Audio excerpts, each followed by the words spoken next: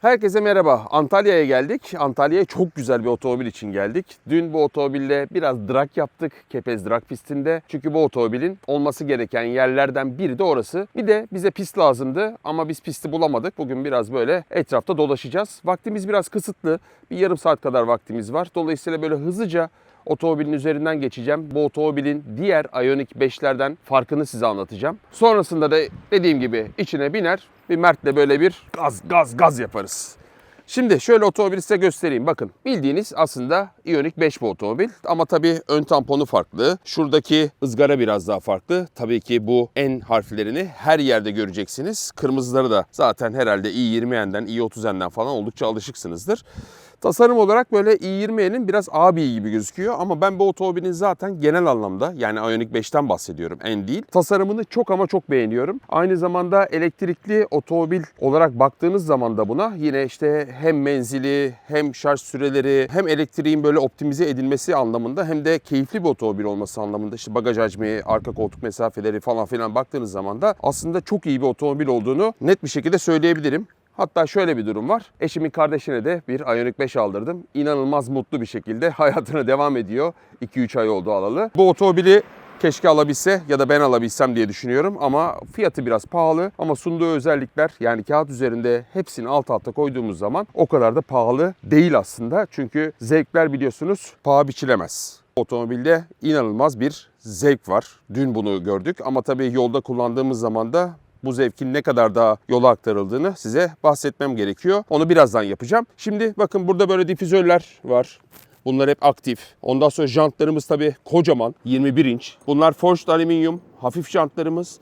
Ama jantlardan çok şu fren sisteminden biraz bahsetmek istiyorum. 400 mm yani 40 santimlik bir fren var bunda. Ve tabii ki hayvan gibi 4 piston kaliperlerimiz mevcut. 400 mm diyorum ya bir 16 jant aslında biliyor musunuz? Çok acayip yani. Bunları da birazdan tabii kullanacağız. Drag pistinde çok fazla imkanımız olmadı. Arkaya da baktığınız zaman biraz daha küçükleri görüyoruz ama bu küçüklerde 340 milim. Yani benim diyen bir yarış otomobilinde ya da işte performans otomobilinde bile bu kadar büyük ön diskler yok. Arkaya baktığımız zaman yine üstte bir kanadımız var. Kanat biraz daha bakın şu şekilde gidiyor. Biraz daha farklı diğer Ioniq 5'lere göre. Alt tarafta da bir difüzörümüz mevcut ve aktif bir difüzör bu. Downforce'u arttırmak adına yapılmış. Altyapıya bakarsak da bu otomobilde birçok ekstra bizim eskiden yarış otomobillerinde argon kaynak dediğimiz böyle farklı yerlerde kaynaklar varmış. Yaklaşık 30 tane daha farklı yerde kaynakları varmış ki şasenin daha sağlam, daha rigid olması adına yapılmış şeyler. Çünkü otomobil 650 beygir, 740 Nm üretiyor. Çift motorlu, 4 tekerlekten çekişli ve 84 kW'lık bir bataryası var. Yani oldukça ağır bir bataryası var. Toplam ağırlığı 2.2 ton. Şimdi hızlı gösterdikten sonra bir de şu içini göstereyim. İçinden biraz bahsedeyim. Bakın şurada da tabii detaylar var. Bunları unutmamak lazım. İçeride bayağı böyle bucket seat'ler var. Çok güzel koltuklar var. En koltukları. Şu ortası biraz daha diğer Ioniq'lere göre farklı. Ortada farklı bir konsol var. Direksiyon zaten inanılmaz. İşte burada hem normal M modu hem de M Plus modlarının daha doğrusu kastimize edebileceğiniz modların bulunduğu yer. Şurada bir NGB butonu var. Buna bastığınız zaman 650 beygir diyoruz ya aslında 609 beygir ama buna bastığınız zaman 10 saniye boyunca ekranda geri saymaya başlıyor ve 10 saniye boyunca toplam 650 beygir gücü tam olarak üretiyor. Drive modda zaten işte Eco, normal vesaire çekebiliyorsunuz. Sürebiliyorsunuz daha doğrusu. Hemen şöyle anahtarını göstereyim. Anahtar da bir N anahtarı ama Hyundai anahtarı. Onun dışında yine şöyle bir basayım. Bir ekranı size göstereyim ve yola çıkalım. Bakın buraya bastığınız zaman M moduna geçiyorsunuz. M moduna geçtiğiniz zaman işte bu otomobilin asıl alameti fabrikasını görüyorsunuz. Burada her şeyi ayrı ayrı değiştirip ayrı ayrı ayarlayabiliyorsunuz. Modlar arasında bir sürü farklı şeyler var. Ön arka tork distribüsyonunu yani ön ve arka güç dağılımını arttırabiliyorsunuz. M-pedal dediğiniz otomobilin sanal kompresyonunu arttırabiliyorsunuz. N-Race zaten race moduna geçiyor. Buraya bastığınız zaman drift moduna geçiyor. Tek tek bütün ayarları bunun üzerinden yapabiliyorsunuz. O zaman ne yapalım? Kemerlerimizi takalım. Mert'i yanımıza alalım ve party. Çok eğleneceğiz galiba. Beklentim dünden sonra çok büyük. Yolda harikalar yaratır. Asfaltta çok fazla tutmuyor çünkü. Bakalım göreceğiz ne kadar yol aktaracak.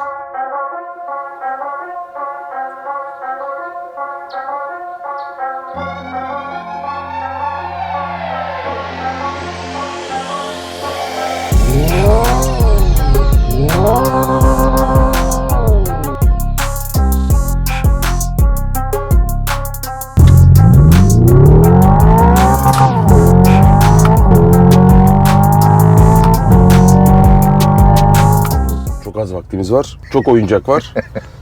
Sürekli Şurası bana sürekli geliyor böyle. Hadi oğlum hadi diye. Hadi gidelim. Sürekli gülüyoruz ya sabahtan. Şu ESP diyor. Aha kısıtlı dedi. Normalde ben bu saatlerde nasıl asık suratlı olurum, ayılamam falan. ESC'ye ne diyorsun? Kapayım mı? Sen bilirsin, ben beceremedim. Ben biraz evvel bir tur attım, kendime güvenemiyorum yani. Sport yaptım ya. Kısıtlı. Şimdi nereye bakacağım bilemiyorum.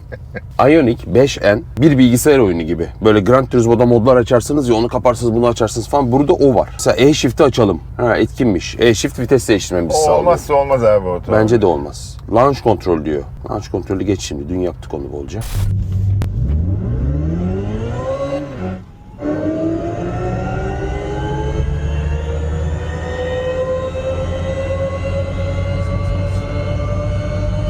Yani otomobilde inanılmaz fazla ayar var. Bizim çok fazla vaktimiz yok. Tek tek bunu anlatamayacağım ama şimdi buradan bütün ayarları tek tek yapabiliyorsunuz. Mesela N-Race'i aldığınız zaman ne yapıyor işte maksimum motor.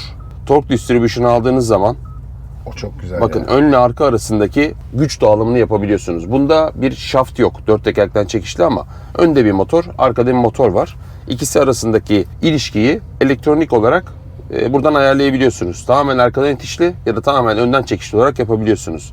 Drift mod var. Drift moda geçtiğiniz zaman arka %90, ön %10 oluyor. Kayabiliyorsunuz ama onların hepsini bir yerlerde denememiz lazım. Burada onu yapmayalım diyorum. N-Race'de kalalım. Yani resmen arkadan itişe %90'a kadar arkadan itişe alabiliyorsun. Evet, bayağı drift otomobili gibi gidebiliyorsun. Zaten buradan soldan N düğmesinden, yani soldaki düğmeden N moduna girebiliyorsun. Bir de onun içinde eğer sağa basarsan sağdan da kendin customize edebiliyorsun. Bak burada mesela bataryayı, direksiyonu, amortisörü, gaz tepkisini vesaire her şeyi buradan ayarlayabiliyorsun. Zaten sol taraftan ESP'yi kapatıp açabiliyorsun, traction kontrolü. Burada bir NGB butonu var. Buna giderken bastığın zaman geri saymaya başlıyor 10 saniye boyunca ve sana ekstra bir 40 küsür beygir daha veriyor. Yani tam 650 beygir oluyor. Diğer türlü 609 beygirdi Evet, galiba, evet. değil mi? Normal şartlarda öyle kullanabiliyorsun. 140 Nm'de tork. Evet. Bir de şurada gereksiz bir tuş var. Drive mod, sürüş modu, Eco Meco var burada. Onları zaten hiç kullanmayacaksın O diye bayağı düşünüyorum. keko ya. Yani normal bir aslında Ioniq 5 içinde gibisiniz ama N'de işte şuradaki farklılıklar, normalde buradan geçebiliyorduk Evet, evet. falan ya, buralar falan bayağı değişmiş. Tabii direksiyon, buradaki ekrandaki görüntüler, baksana devire. Yani içten yamalı bir otomobil gibi hissediyorum ben şu an. Devri görüyor musun? Tabii, Devir tabii. bile oynuyor böyle. Yalancı devir. Şimdi dün drag yaptık. Antalya'ya geldik. Çok güzel bir organizasyondu bu arada. Bize launch kontrol yaptırdılar. Tabii orada şöyle bir durum vardı. Yani sonuçta bir debriyaj yok. Sürücünün kalkması gereken ya da işte tepkime süresi vesaire öyle şeyler olmadığı için genelde insanlar aynı süreleri yaptı. Bu arada dediğimiz süreler de 10 saniyeler civarı. 402 metre, yani çeyrek milden bahsediyoruz. Nizami drag kuralları. Ben bu işlere az çok meraklıyım. Uzun zamandır da takip ediyorum. Yani eğer 10 saniye civarındaysa bir otomobil, bu çok ciddi bir otomobil olduğu anlamına geliyor. Yani neye denk geliyor böyle? 600, 700, belki 800, hatta 1000 beygirler dört tekerlekten çekişli otomobillere denk geliyor neredeyse. Şöyle bir örnek vereyim mesela, işte E92 M3'ün standart bir E92 M3 çok hızlı bir otomobil.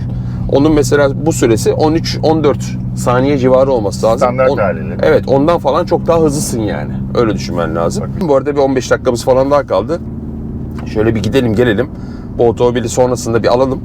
Daha böyle güzel kullanalım. Tabii. Ama daha bak gaza basmadım, acaba ne olacak? Bayağı baksana, vites değiştiriyorsun. 8 ileri vites. Ay ses de güzel ha. Evet. Bu arada bu Bak, ses tonu değişiyor. dışarıdan da gelebilir. Evet.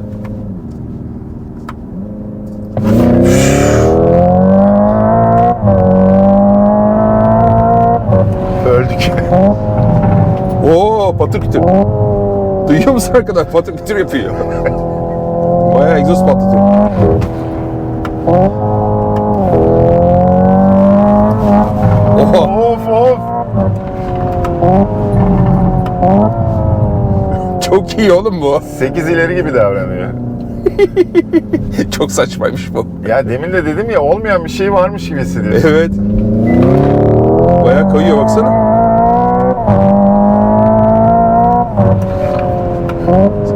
Sen de fren yapıyorsun.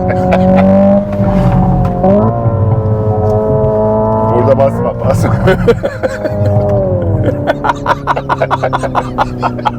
Geri zekalı gibiyiz oğlum. Ay. Ama bas diyor bana. alet acayip yol tutuyor ve acayip güven veriyor ama ben kafamda sürekli 650 beygir, 650 beygir fikri var. 650 beygir, gaz tepkisi yok değil mi? Bir elektronik gaz pedalı var orada. Yani bir şey var aslında. RC'de böyle gaza basıyor tabii. gibisin. Ya içten yanmalı da hissederiz ya şu an ne kadar Sagalarım. kadar. Çok saçma oğlum araba. Allah Allah. Ya bana bile elektrikli otomobili sevdirecekler diyeceğim ama çoktan sevdim zaten. Abi dün bu kadar yolda kullanmadığımız için şey gelmedi bana.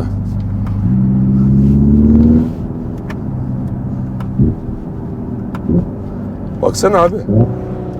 Ya bu kocaman kütleyi 2.2 ton bu araç acayip sportif bir hale getirmişler. Allah Allah. Bayağı egzoz patlıyor arkada.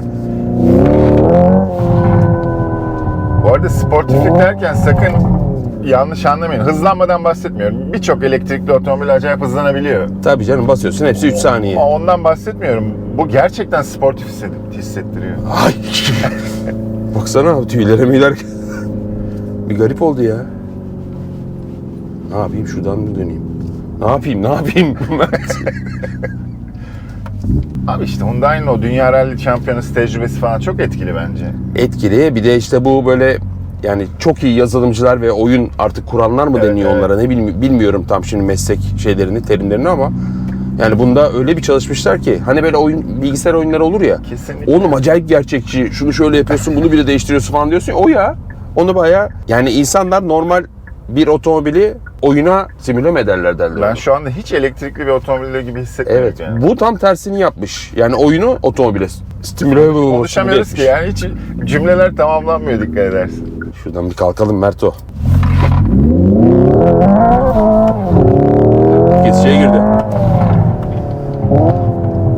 Buraya böyle full yan döneriz de neyse döneceğim. Basma.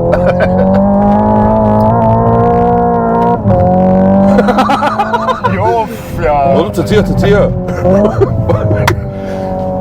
Ya Ben dönerim oraya, dönüyorum geri. dön. Ne yapacağımı bilemiyorum ya.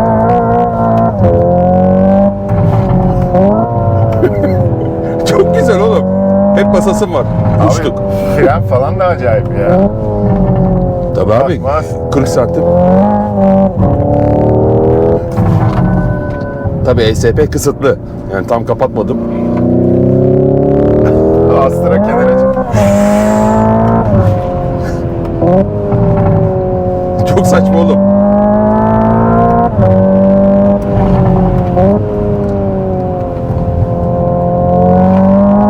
Oley!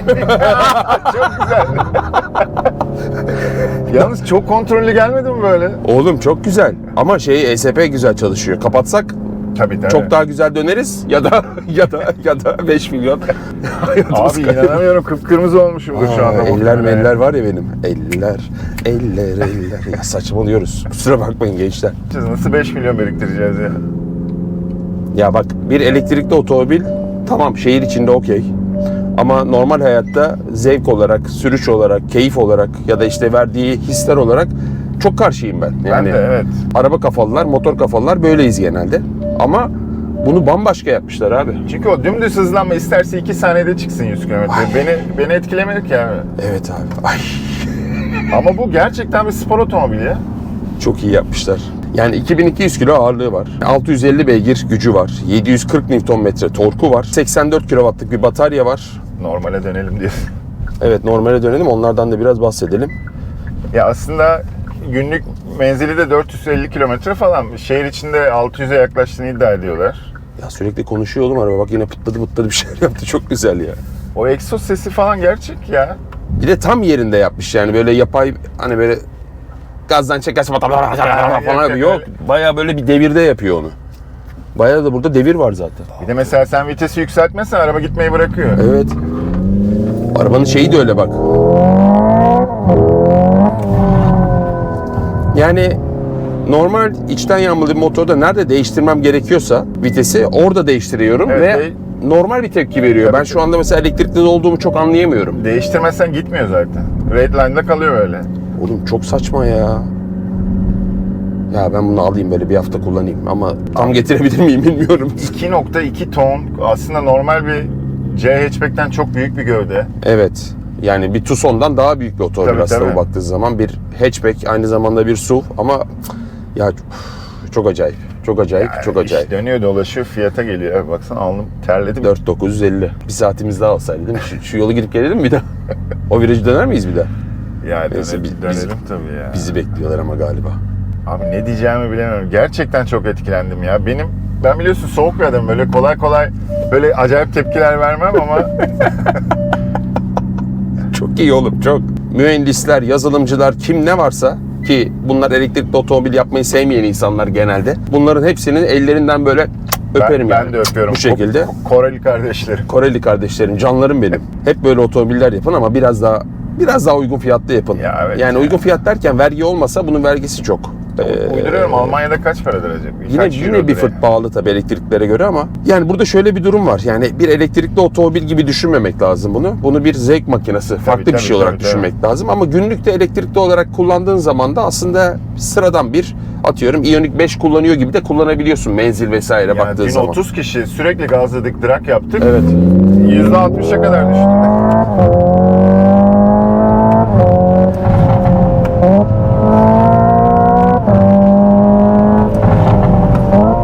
140'la hafif yan olduk ya. O güçlü olursun. Bir de 240 yapabiliyor yani. 260. 260 mı? Yani öyle Ay. kısıtlı elektriklerden değil.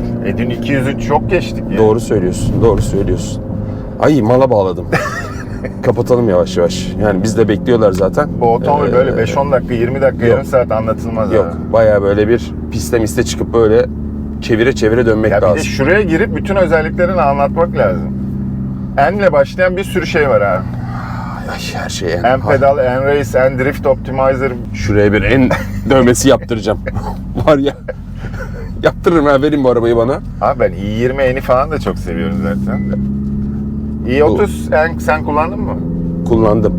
Ya Hyundai bu işi becerdi. Bak kesişeye girdik bayağı.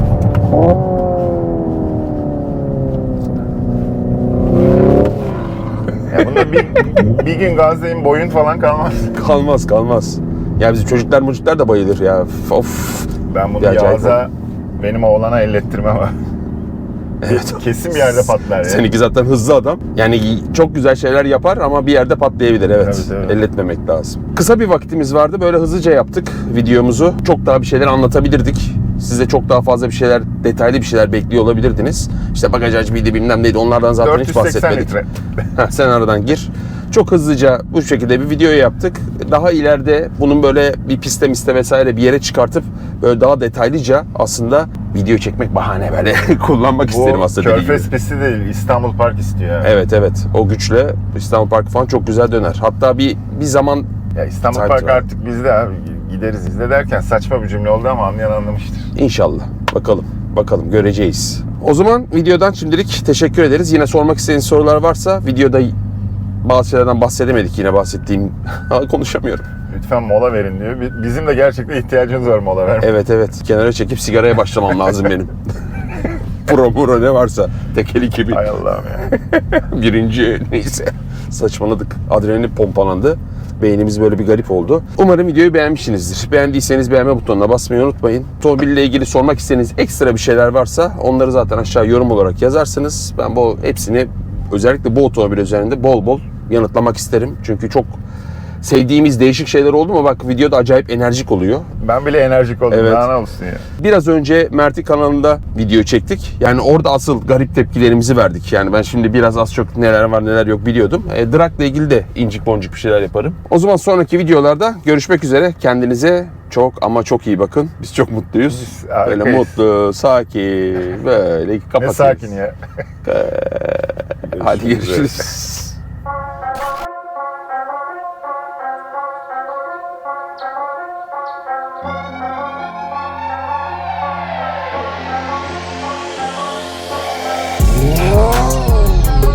Oh